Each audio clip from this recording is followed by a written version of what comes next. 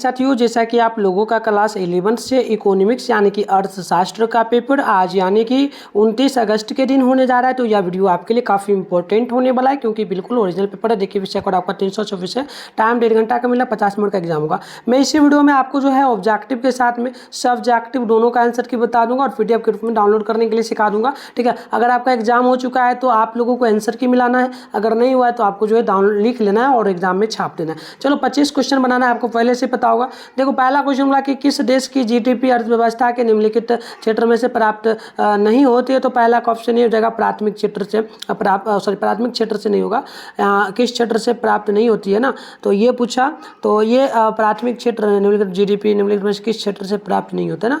GDP बिल्कुल ये आपका ऑप्शन ये हो जाएगा। 2 नंबर क्वेश्चन है कि सरकार द्वारा विभिन्न आर्थिक गतिविधियों को चलाने का मुख्य उद्देश्य क्या होता है। तो ये था जन कल्याण, ऑप्शन बी होगा। 3 नंबर की निम्नलिखित में से किसके द्वारा चरों का प्रदर्शित किया जाता है। तो इसका राइट आंसर डी नंबर हो जाएगा। एक सेकंड प्यारे बच्चों, मेरे को ना डाउट है पहला नंबर क्वेश्चन में, शायद इसका ऑप्शन नंबर हो जाएगा। GDP जो प्राप्त नहीं किया जाता है ये विदेश से नहीं किया जाता है। ठीक है, तो शायद यही होना चाहिए। देख लीजिएगा मेरे अकॉर्डिंग, आप नहीं तो छोड़ भी देना, एक क्वेश्चन छोड़ देने से क्या होगा। चलो यहाँ देखो, चरों के मूल्यों को निम्नलिखित में से क्या कहते हैं। तो 4 का राइट आंसर सी हो जाएगा, आंकड़ा कहा जाता है। क्वेश्चन नंबर 5 है कि सर्वेक्षण पत्रिका निम्नलिखित में से कौन प्रकाशित करता है। तो इसका राइट आंसर होगा केंद्रीय सांख्यिकी संगठन, ऑप्शन नंबर ये बिल्कुल करेक्ट होगा। देखो 10th और 12th का ऑलमोस्ट क्वेश्चन सेम ही दिया गया है, मैं अभी मिलाया हूँ, लगभग सेम ही लग रहा है। पता नहीं कि कैसे बोर्ड करता है बिहार बोर्ड, पता नहीं चलता है, जैसे तैसे छाप देता है। ठीक है, चलो देखो निम्नलिखित में से किस समिति का संबंध लघु और ग्राम और लघु पैमाने का उद्योग है। तो 6 का ऑप्शन बी हो जाएगा, कड़वे समिति। देखो ये सारा क्वेश्चन आप 12th वाला से मिलाओगे ना, सेम ही मिलेगा। 12th का इकोनॉमी और ये आपका 11th का इकोनॉमिक्स दोनों सेम है। देखो यहाँ पर जो है 60 नंबर है, 60 का आंसर की ए नोट करना, 8 नंबर का आंसर की आप लोग जो है बी नंबर नोट करना, 9 का जो है ऑप्शन नंबर आप लोग वी नोट कर लेना। ठीक है, नोट करते चलना आप लोग फटाफट से। 10 की बात कर ले तो 10 की भी ऑप्शन बी आपका हो जाएगा, अनुसंधान करता।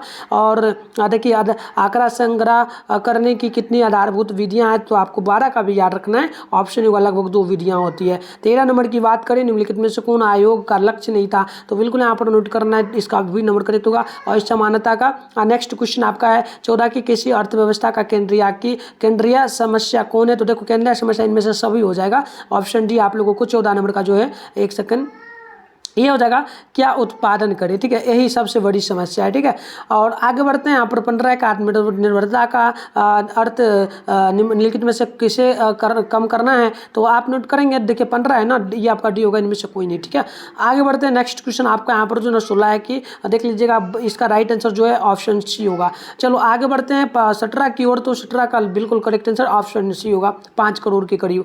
टाइम बहुत कम है इसलिए उत्तर मैं आपको फटाफट से बता दे रहा हूँ। ठीक है ना, चलो 18 का नोट कर लीजिएगा, ऑप्शन नंबर आपका बिल्कुल जो है ये प्रॉपर याद नहीं तो छोड़ना है। नेक्स्ट क्वेश्चन यहाँ पर बोला जा रहा है कि बताइए 1956 की औद्योगिक नीति नीति में उद्योगों को कितने वर्गों में बांटा गया था। तो 19 का ऑप्शन सी हो जाएगा, लगभग 4 वर्गों में। आगे बढ़ते हैं, यहाँ पर क्वेश्चन नंबर आपका है 20 नंबर में पूरा इसका राइट आंसर नोट करिएगा, तो बी नंबर करेक्ट होगा, पूंजीवाद। ठीक है, 21 का नोट करना है आप लोगों को, तो बिल्कुल इसका करेक्ट आंसर हो जाएगा ऑप्शन नंबर बी, यानी कि अर्थव्यवस्था हो जाएगा। आगे हम लोग 22 नंबर की ओर बढ़ेंगे, तो इसका ऑप्शन नंबर जो ना 22 का ए नंबर होगा, जनगणना। 23 की बात करेंगे तो राइट आंसर हो जाएगा डी नंबर, यानी कि ए बी दोनों हो जाएगी। 24 की अगर बात कर ले कि प्रकाशित आंकड़े का उदाहरण क्या होता है। तो इसका राइट आंसर हो जाएगा ऑप्शन नंबर ए, यानी कि प्राथमिक आंकड़े। नेक्स्ट क्वेश्चन यहाँ पर देख लीजिएगा, प्राथमिक आंकड़े नहीं हुआ, ये शायद सभी होना चाहिए, प्रॉपर याद नहीं है, देख लीजिएगा। 25 है कि किस विधि को लॉटरी विधि के नाम से भी जाना जाता है। 25 का ऑप्शन भी नोट करना है। या आप पढ़े हो ना, शायद 10th में आपने, शायद 10th में भी आपने लिया होगा, और 10th में मैथ पढ़ा होगा तो उसमें पता होगा आपको। ठीक है, जो आपने पढ़ा होगा प्रायिकता वाला चैप्टर। ठीक है, चलो 26 नंबर क्वेश्चन है कि स्वतंत्र भारत की पहली जनगणना वर्ष कौन सी है। तो आप नोट करेंगे 26 का ऑप्शन हो जाएगा सी नंबर 1951। और आगे बढ़ते हैं, पंचवर्षीय योजना किस क्षेत्र पर ज़्यादा जोर दिया जाता है। 27 नंबर क्वेश्चन का उत्तर होगा ऑप्शन नंबर जो ना द्वितीय में आता है आपका जो ना औद्योगिक, option A B number C number हो जाएगा। और यहाँ पर देखिए 28 का ऑप्शन में आपका डी हो जाएगा।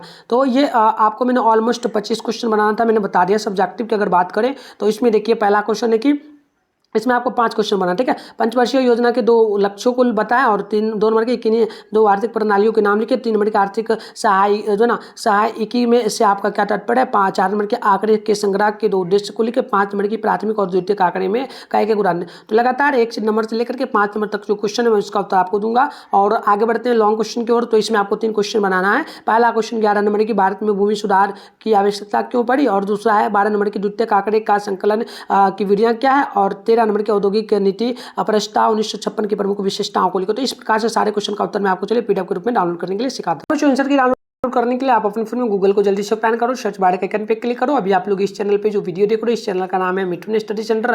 तो आप लोग जो है मिठुन स्टडी सेंटर गूगल या क्रोम में जाकर के, एक सेकंड, गूगल या क्रोम में जाकर के कहीं भी मिठुन स्टडी सेंटर सर्च कर लो।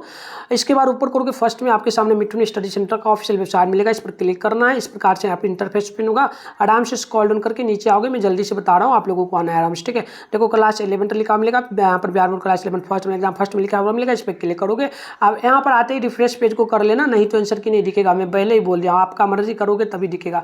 नीचे आओगे यहाँ साइंस का सेशन, इसमें नहीं क्लिक करना है। थोड़ा सा और नीचे आओगे तो आपके सामने देख लीजिएगा सोशियोलॉजी लिखा हुआ मिलेगा, इसके सामने डाउनलोड लिखा है, डाउनलोड पे क्लिक करोगे। और यहाँ भी अभी आप देखो नीचे आओगे तो आंसर की आपको नहीं दिख रहा होगा सब्जेक्ट का। आप देखो रिफ्रेश पेज को जैसे ऊपर आकर के खींच के कर दोगे तो देखो आंसर की प्रॉपर दिख जाएगा, ठीक है। तो अब नीचे आओ, अभी मैं यहाँ पर पहले व्हाट्सएप ग्रुप टेलीग्राम ग्रुप का लिंक होगा, इसे जरूर ज्वाइन कर लेना, ज्वाइन आप पे क्लिक करके। इसके अलावा नीचे आओगे तो यहाँ पर देखना ऑब्जेक्टिव का आंसर क्या आपको दिखेगा, इसको भी लिख सकते हो। और इसके अलावा सब्जेक्टिव में पहला नंबर क्वेश्चन का उत्तर होगा, और आगे आप पूरा देख सकते हो, सारे क्वेश्चन का उत्तर आकर के आप लोग यहाँ से लिख लीजिए।